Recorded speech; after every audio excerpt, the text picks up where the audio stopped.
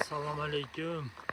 Mana xuddi shunaqa naveslar, darvoza, reshotkalar beramiz mana. Ko'rsalar ham bilan hozir ma'lumot beraman.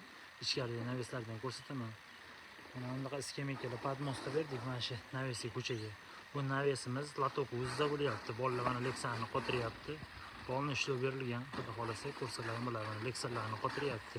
Latoklar o'zida mana через stoyka suv chiqib ketadi mana mashitdan. Ariqqa moslab qo'yganmiz ikkita tomonga. Mana hozir qoplab bo'lishyapti. Endi ana darvoza parvoza reshotkalar bo'lib turgan bo'lsa, aytsalar, beramiz mana ichkariga kiramiz. Mana lazerli fasondagi naveslar.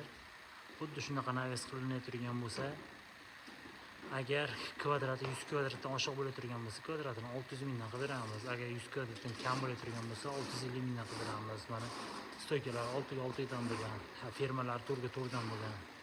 Mana bu yo'llarda bu общий sommasi 97 millionga tushgan.